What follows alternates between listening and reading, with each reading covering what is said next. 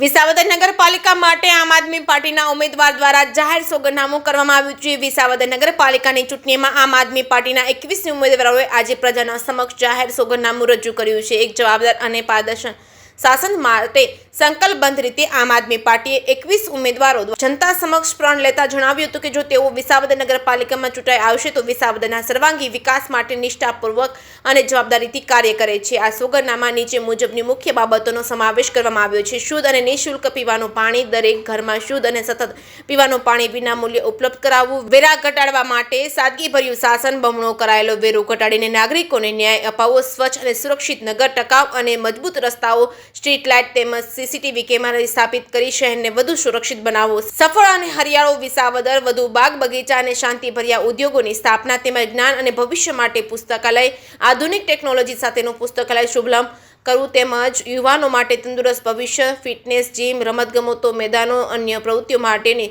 સુવિધાઓ ઊભી કરવી, ટ્રાફિક વ્યવસ્થા, આધુનિક શાળા સુધારણા તેમજ સફાઈ અભિયાન, પ્રજાની નિષ્ઠા અને આદર તેમજ જાહેર સોગંદનામું વિસાવદર નગરની પ્રજા પક્ષે અને નિષ્ઠા અને કર્તવ્ય અને જવાબદારીની જીવંત પ્રતીક છે અને આમ આદમી પાર્ટી વિશ્વાસ અપાવે છે કે જો નાગરિકોને આ જવાબદારી સોંપે તો તેઓ આ તમામ વચનોની અમલવારી નિષ્ઠાપૂર્વક કરશે તેવું વિસાવદરની જનતાને કહ્યું હતું।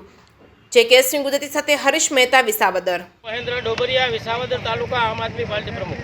આજરોજ વિસાવદર નગરપાલિકાની ચૂંટણી ચાલી રહી છે ત્યારે વિસાવદરની જનતા ઈચ્છી રહી છે કે વિસાવદરની અંદર પરિવર્તન આવે, એટલા માટે વિસાવદર આમ આદમી પાર્ટીના 21 ઉમેદવારે સોગંદનામા રજૂ કર્યા છે અને વિસાવદરની અંદર સારો એવો વિકાસ થાય એવી વિસાવદર નગરપાલિકાના આમ આદમી પાર્ટીના ઉમેદવારોએ રજૂઆત કરી છે। તો આવનારા દિવસોમાં વિસાવદર નગરપાલિકાની જનતાને મારી એટલી અપીલ છે કે વિસાવદર નગરપાલિકાની અંદર આમ આદમી પાર્ટીની બોડી બિહારે અને વિસાવદર આમ આદમી પાર્ટીના ઉમેદવારોને જંગી બહુમતીથી જીતાડે એવી વિસાવદરની જનતા પાસે આશા રાખું। હું હરેશભાઈ સાવલિયા, આમ આદમી પાર્ટી જિલ્લા પ્રમુખ।